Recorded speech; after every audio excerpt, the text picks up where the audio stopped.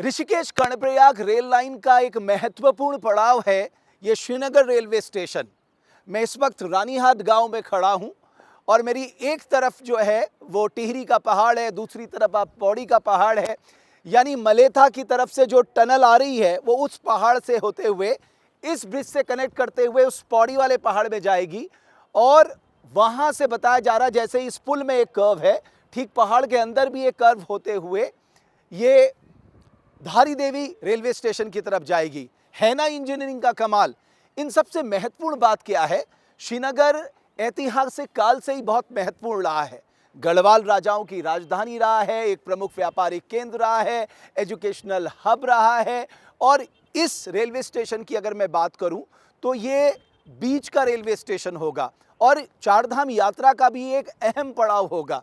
तो आप सोचिए, दो डिस्ट्रिक्ट के लिए ये ब्रिज कितना महत्वपूर्ण भूमिका निभाएगा।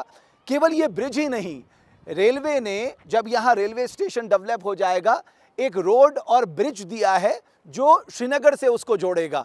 यानी यातायात की सुगमता के लिहाज से इस तरह से प्लान किया गया है कि जहाँ ज़रूरी है वहाँ अच्छी रोड्स भी बनाई गई हैं, ब्रिज भी बनाया गया है।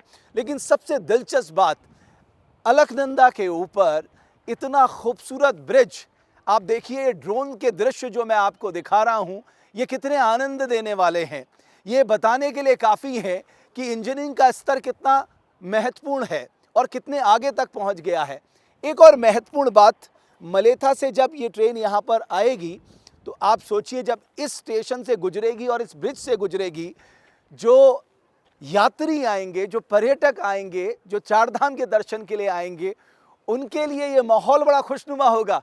क्योंकि टनल से जब आप बाहर निकलेंगे और इस ब्रिज से गुजरेंगे तो ये जो मैं कहूँगा जो एक्सपीरियंस होगा, जो अनुभव होगा, वो बिल्कुल अद्भुत होने जा रहा है।